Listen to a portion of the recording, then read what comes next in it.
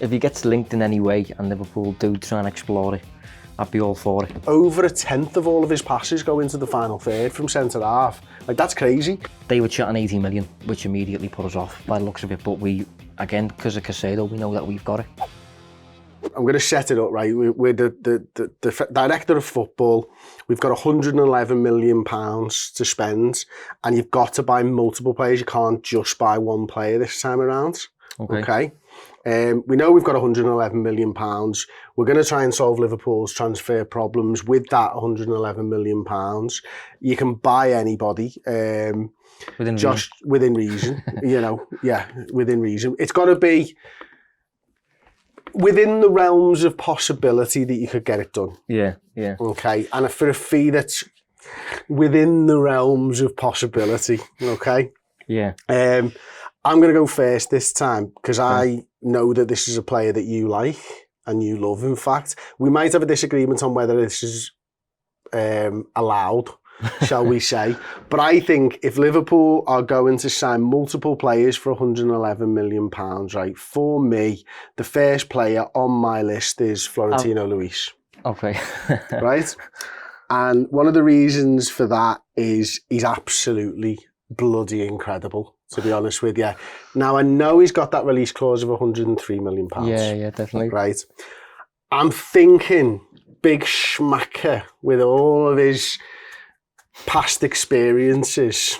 All of his caps and that. can maybe potentially get him done for 70 million quid, which would leave me 40. Do you think it's like a lot of clubs would? You're laughing because I'll let you in on a secret if you're watching this on YouTube. We've just done part 1 of this on Red Men Plus, and we got £111 million to spend on one player, and Josh's player was Florentino Luis. So it might not be quite fair to Josh, really, to not mention that. But I think for me, with Florentino Luis, he solves all of your issues. And I know the release clause is 103. There are not many clubs out there that could turn 70 million down for a player. True, but the only reason I doubt it is because it's Benfica. And they made Chelsea do it with Enzo. And this is generally how they just how they do it in Portugal. I think Sporting is similar. Porto are the same. They do make you pay it. And I think he signed a new contract in October to extend this release clause. I think it was originally 80, and then it moved to 103. Oh, it's going to be a struggle then, isn't it? Yeah. We're just going to have to let it go. It's fine. 70 million's absolutely fine. I would love him, though. If he gets linked in any way and Liverpool do try and explore it, I'd be all for it. Yeah, I think we've got to. I think, listen, you've come up with some great stats there that we've already discussed earlier on in the show, but I think for YouTube, we have to go through some of those stats again. But in terms of tackling and stuff like that, Josh, he's absolutely a monster. He is going to win the ball back for you a lot. In terms of tackles, 3.55 per 90, top 4%. Tackles in the attacking third, top 1%. Dribblers tackled, top 2%. Percentage of dribblers tackled, top 1%. Interceptions, top 1%. Tackles and interceptions, top 1%. I mean, this is a guy who's going to go out there and get you the ball back, and that's what Liverpool need more than anything right now, isn't it? It's a guy that's going to go out there and get you the frigging ball back and let other players go and attack, because the imbalances against Chelsea were there for everybody to see. There was too many players who wanted to play the ball forwards and didn't want to get tracking back and get get their hands dirty. Yeah, we need some players in there who are going to play it simple with the ball, and without the ball, just going to focus on regaining it and giving it to the most creative lad nearby them. That's kind of it, really. And sorry to anyone on Redmen Plus, we just need to probably go through Josh's data viz one more time as well. And Josh, I'll let you go through this, but I mean, you've highlighted him there on the viz. Yeah, this is Portuguese Premier League last season. Midfielders only, and this is a minimum of 900 minutes played. That is your top 20 in the league for tackles and interceptions per 90. That's kind of the best defensive metric that we kind of have really in the public space to kind of capture how often the players regaining possession for you and that. Manuel Ugarte is top. He's just moved to PSG, but his numbers there are insane in terms of like Premier League context. If that was in the Premier League, he'd be top by some distance ahead of Palhinha, who was first in the Premier League last season, and Idrissa Gueye was up there, and Caicedo, Rice, Decore, I think, was up there. But Ugarte, if he posted those numbers in England, would be on his own. And second on the list, obviously, is as you say, Florentino Luis. I think he's posted those as like a 23-year-old who's still kind of improving. He's going to be 24 this week. And he just looks like that kind of real destructive presence in the middle of the park who's got kind of a physical edge to him. He's 6 foot as well, isn't he? Yeah, he's about 6 foot, yeah. Looks quite strong and things. But that's kind of predominantly what he's focused on doing. And if you look at Liverpool's group, certainly the group that starts against Chelsea, that kind of player for me is definitely missing in terms of just a firefighter, I keep saying. That kind of lad who's just doesn't want his name up in lights, doesn't want to be Hollywood, doesn't want to score or create. He just wants to do his job and go on. Yeah. And that he looks like that kind of player. So there's my player 1. My player 2 would be Gonzalo Inacio. Sporting left-sided centre-half at the moment, left-footed left-sided centre-half as well. And a lot of people have been talking about Inacio for a little while now. I'm hoping you can get it done for like 40 million quid. I'm hoping, because that would give me 1 million to spend somewhere else. Maybe a bonus for the director of football. If you can get those 2 deals done for £110 million. Now, do you know anything about Inacio? Player that you've liked? Yeah, I've looked into him. When we looked at left-footed players, left-footed centre-backs over the summer, he was on my list. He's a good age. He's got a release clause, which we keep touching on, don't we? And is that around 40, isn't it? 45, I think, yeah.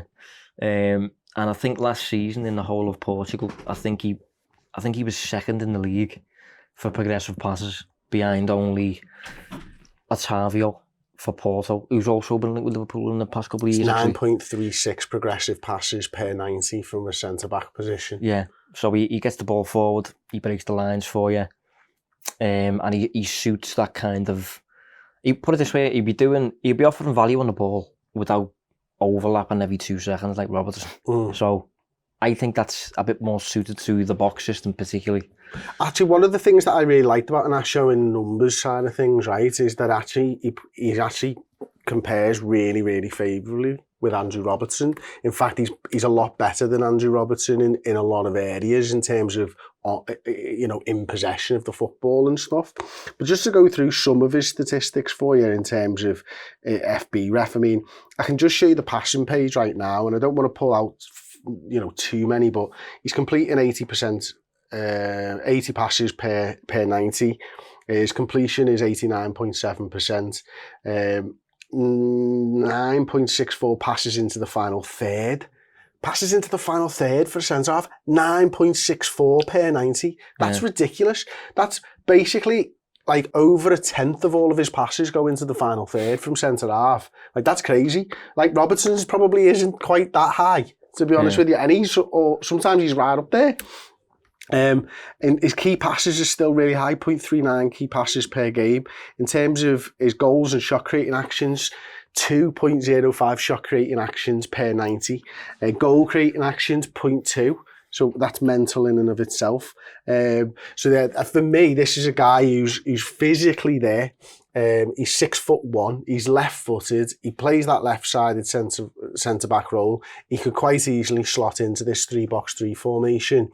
And I think, and this is why I said at the start of the video, I think Liverpool have to spend more than £111 million on one player, because I truly think this position here and this position here are the 2 problems at the moment. And everyone's fixating on this, and we can't just fix this. We have to fix both problems for me. Yeah, I agree. We need 2 lads in them 2 positions who are a little bit more under the radar, a little bit more safe in possession, and a little bit more intense on regaining the ball for it as a primary job, and not all the extra stuff, the extra, shiny stuff, really. Sorry, but the Inacio stuff, like, he's really good going forward, but he's not going to end up being here. No. That's what you're talking about there, isn't it? Tactically, he's going to stay where he's supposed to stay. Yeah, he's a centre-back first. I think Robertson's a full-back first, and I think that's part of the problem. I think Robertson would still be an option a lot of weeks. Liverpool are the favourites to win most weeks. But against the Chelsea, for example, if you had Inacio and Robertson for a back 3, I would have went with Inacio for the game against Chelsea. And he's accustomed to playing as part of a back 3, by the way. Sporting used 3-4-3 all season last year. As you say, he's a good height, 6'1". He's still only 21. Gonna turn 22 in 10 days from now. So 45 million, I think, for him is a decent price, and I might as well say now he's one for me as well. Okay. He's on my list. I think it's easier to do the left-footed centre back because Inacio stands out as a good option. There's a few others in there in terms of Arthur Theet, I think is how you say it. He's an option. I think Van der Ven has just gone to Spurs. He's off the table. There was a lad called Caicedo Luchabar who played for Lyon. He's just replaced Joshko Gvardiol at Leipzig. Gvardiol's gone to City, so we can't get him. So Colwell's staying at Chelsea as well. So we're losing left-footed centre-backs options every day, yeah. But Inacio, I've heard no links to anyone apart from Liverpool, so maybe he's just kind of sat there waiting. Maybe Liverpool are addressing the midfield first, and then once that's sorted, we go and get the luxury of the left-sided centre-half. So who's your midfielder then to play alongside him? I'll be honest, I haven't got one answer for you like you have with Louise. I've got multiple players who, like, I mean, to an extent, any of them could just come in and do it, but they're all so different in terms of age profiles and that. So I think an interesting one to start is Palhinha, right? Mm-hmm. Palhinha's 28, which is not good, and he's currently injured.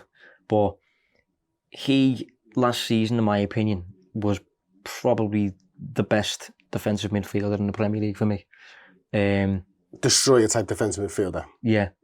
Up there with probably rivaling Casemiro and Caicedo, I think, and Rice for that. Them four, I think, stood out really, and Palhinha was top against all of them for the tackles and interceptions stuff. He is decent on the ball. He's massive. He's like 6'3", so Liverpool need a centre half at the minute.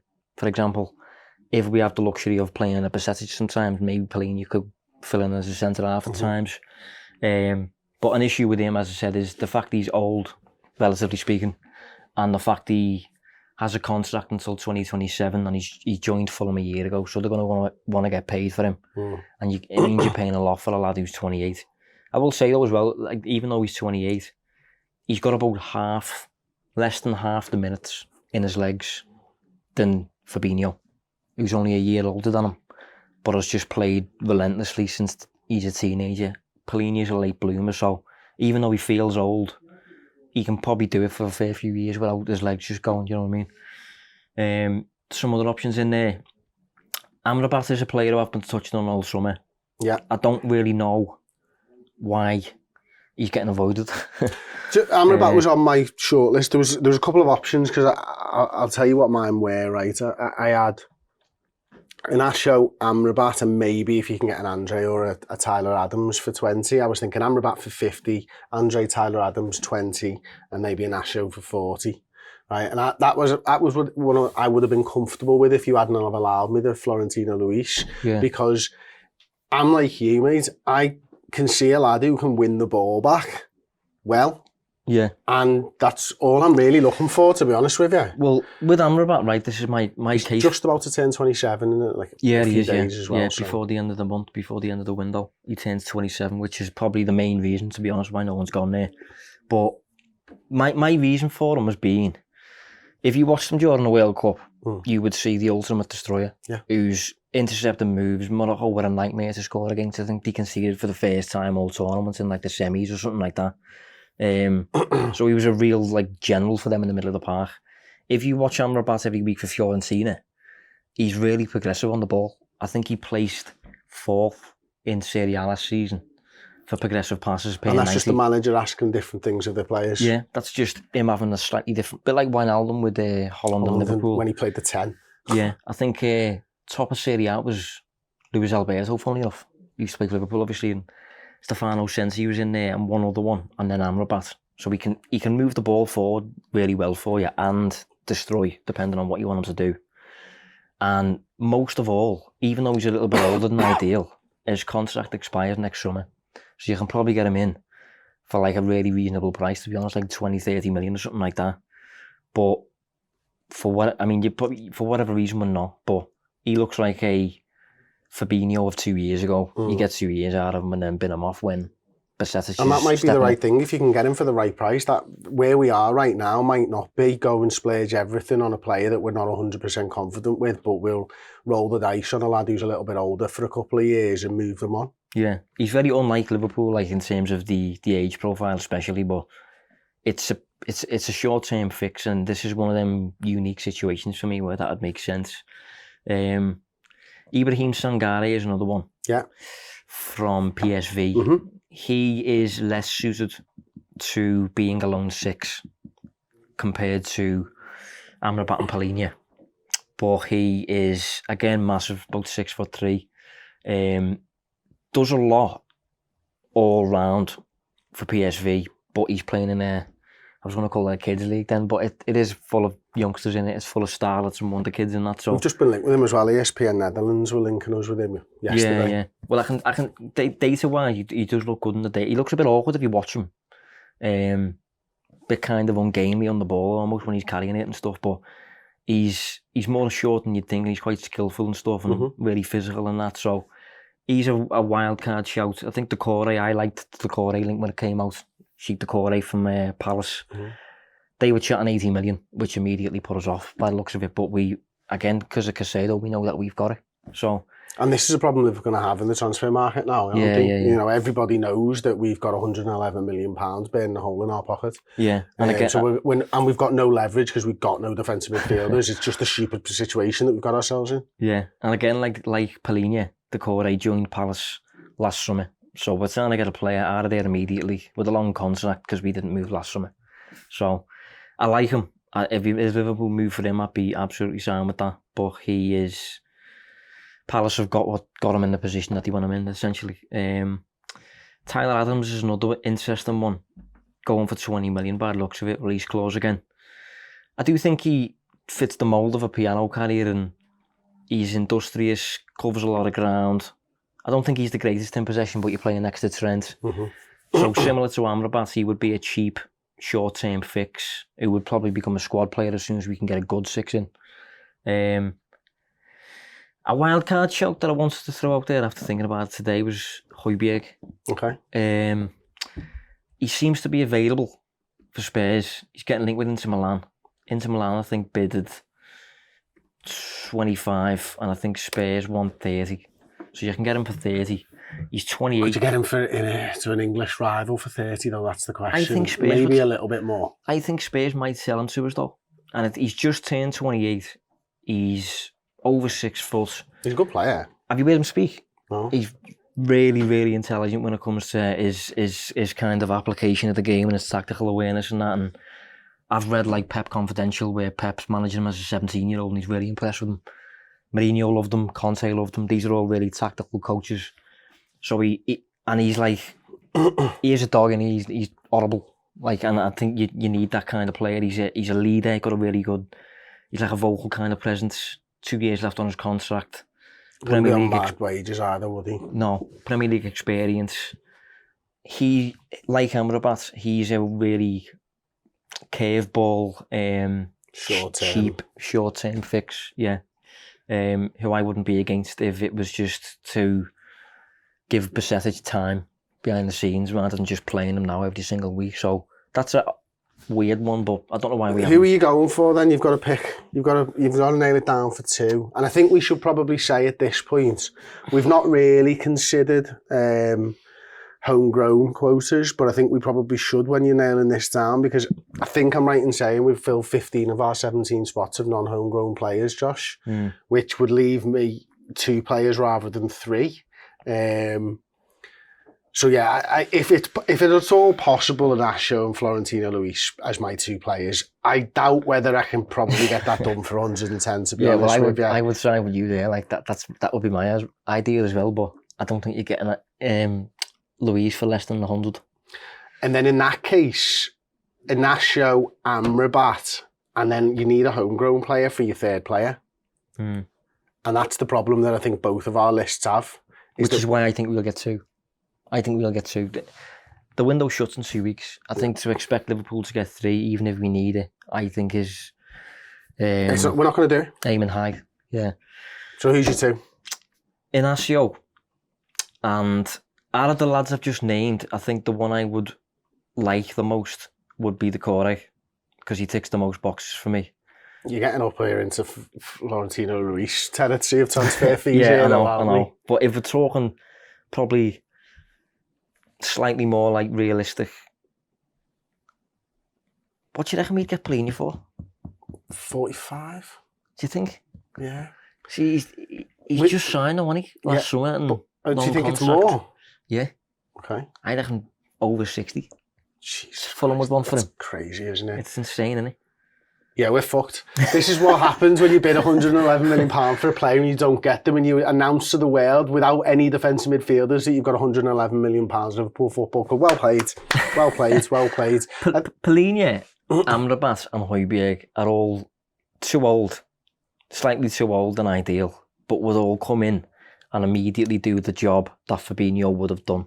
Yeah, so and maybe better. If you can't get a belter like a Luis or a Decore, one of them for me would do as a short-term fix this one time. I don't usually like them. But we're in a bad situation. Yeah. There you go then. I think we'd both like Florentino Luis and Anasho probably is art. If we had 130 million, I think that's where we'd go for, wouldn't it? Yeah. So maybe Liverpool can find 130 million pounds. Let us know yours in the comments section or on Discord if you're watching on Redmen Plus. Anyway, if you want the full show, then that is on redmenplus.com. It will continue to be on redmenplus.com, and we'll continue to provide a show on YouTube for free. Josh, thank you very much once again, and we'll see you all next time. Ta-ra. Thank you so much for watching. The new season is here. Come and join us over on redmenplus.com for fantastic shows, pre and post-match content, journalistic insights into all Liverpool's transfer business, documentaries, interviews, features and more. Head to redmenplus.com, sign up today and fill your boots with Boss Liverpool content.